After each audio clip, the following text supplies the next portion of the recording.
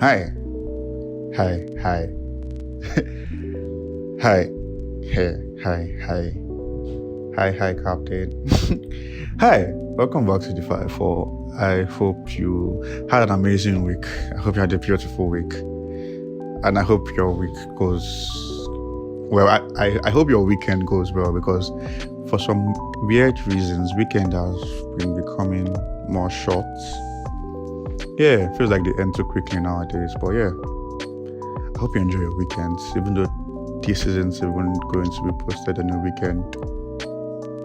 It might be posted during the week, not on the weekend, like in the middle of the week.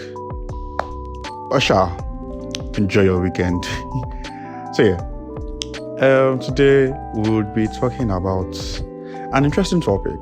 Yeah, I'm talking about two interesting stories with the same set of people in almost identical situations.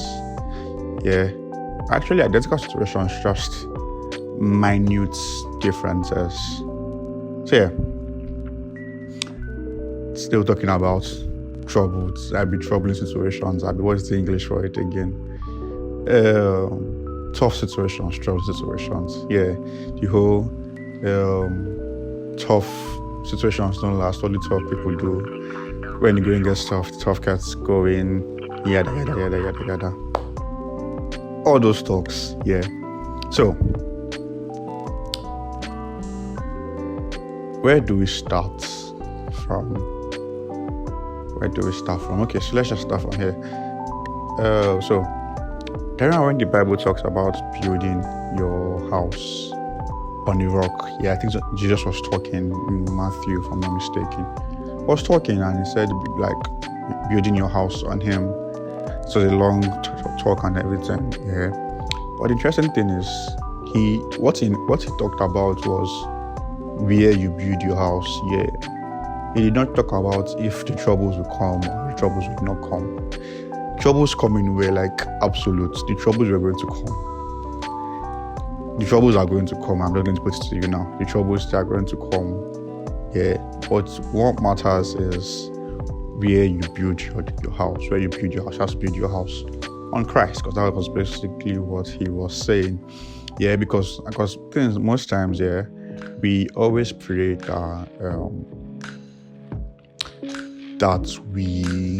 troubles don't come, that rain doesn't fall. Rain in this sense representing trouble, that rain doesn't fall, that troubles don't come. That's what we always pray for. But the truth is, we have to go through troubles. We have to go through pain. Rain has to fall, because if not, how would you know your house is built on a solid foundation? Yeah, you might think your house is strong, and then at the first sight of wind or problem, it's going to fall. Like like the three piggies, yeah, and the wolf. I'm sure the guy who built the piglets. They're piglets, They're piglets. I'm sure the piglets who built his house with straw. I'm sure he thought his house was strong. Yeah, and probably lived in it for a while. Then the wolf came and small breeze, it blew over. So our problems are going to come. Problems are going to come. In the same way, it says in the Bible that if your strength fails in the day of trouble, it means you've always been weak. You cannot really test if you are weak or if you are strong if you don't have troubles. Yeah. Troubles are going to come. I don't know how I'm emphasizing this point, but troubles are going to come no matter what. Now, so the stories I said we're going to talk about. The first one is disciples on the water. Jesus is sleeping. Ocean is moving mad.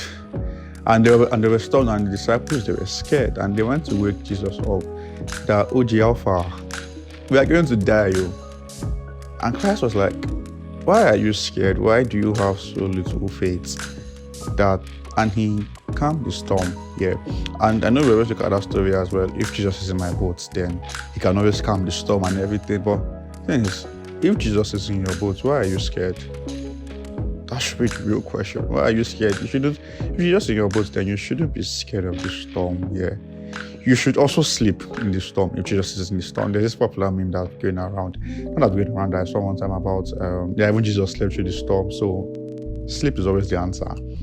You are going through problems and you are stressing. Jesus is sleeping and you are there stressing. Better go and sleep. Yeah. The thing is that there are some times when we are going through some issues here, and we forget who we have in us.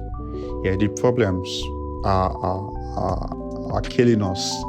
Yeah, and we are worrying about them, and we forget who we have in our boats. Yeah, Christ is in our boats, and if Christ is sleeping, yeah, that means that he knows we would get through the storm. Yeah, I'm sure if the disciples didn't wake Christ up in the boats, he would have stayed asleep throughout. Because I'm sure he was tired. He would have stayed asleep throughout. Because when they woke him up, it was like that. Why are you afraid? Why do you have so little faith? Why are you scared that the boat is going to collapse? Why are you scared? And now I'm asking you, why are you actually scared? Yeah, you have Christ in your boat. Why are you scared? He is going to get you through it. You are going to get through it. You are going to get problems, and you are going to pass through them because you have Christ in you. It's the same way the Bible says that God will not give you something that he knows you cannot handle. Yeah, he knows you can handle it. That is why he's giving it to you. Yeah, and I say yeah a lot. But that's by the side. So our second story is also the same disciples, yeah, and Jesus too. And it was and actually Peter, to be specific this time. And so it was when they were on the boat and Jesus was walking towards the boat, and Peter was like that, if it is truly Jesus, yeah, because they weren't sure it was him, and I was like that, if it is truly you, tell me to come into the water, like to come to you by walking on the water. And Christ was like, okay, bet, come. And Peter, he walked on the water, like he stood on the water and he walked on the water, and then he started sinking. And Christ came out and he was like shouting that Jesus saved me, and he came and he saved him. And Christ was like, oh, you of little faith, right? He out of all the disciples was the person that had enough faith to get out of the boat and onto the water. Yeah.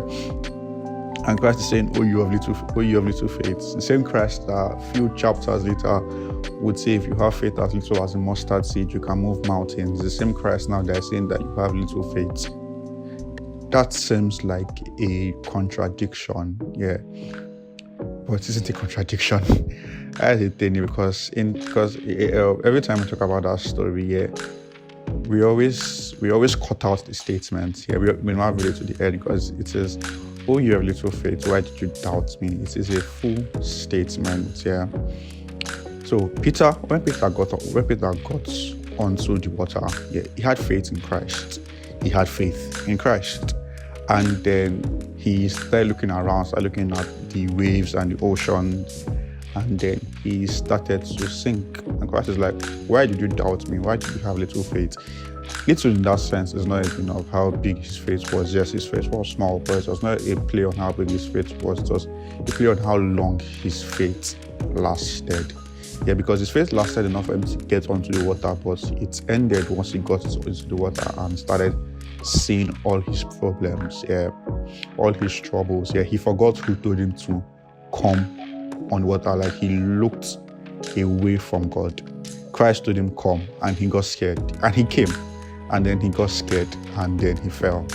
Yeah, and I feel it's the same thing. It is the same issue all of us have, that we've gone through at some point, one way or the other. Christ tells us to do something and we start doing it, and then along the line we forget who told us to stop doing it. We forget who told us to go after this thing, to start this thing. Yeah, we forget.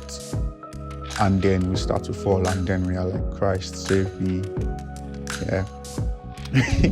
We're like, Christ, save me. And Christ is like, why do you have little faith? Why is your faith not lasting enough? Why are you doubting me? You have started this thing already. Why did you decide to doubt? Why?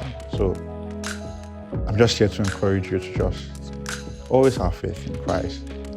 Always remember who you have in your boat, and throughout the troubles that will come, throughout the troubles that you are going through presently, yeah, just always have faith in Christ.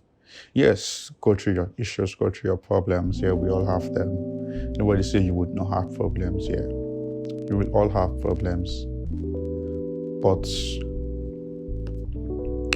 keep your face on Christ. It's the same thing with Peter. When he left the boat, when he left the boat and got onto the water, the problems didn't disappear. They were still there. When he looked at them, it was still the same problems that he got onto, that he sank into, that he looked at and sank into. The same exact problems. Problems didn't change. The waves didn't change. It was still the same ocean that he got onto with faith in Christ, and then he looked away and then he sank. So don't let that happen to you. Don't let that happen to you. Always keep your eyes on Christ every time, through your problems, through your issues. Always keep your faith in Christ, and always remember who you have in your boat.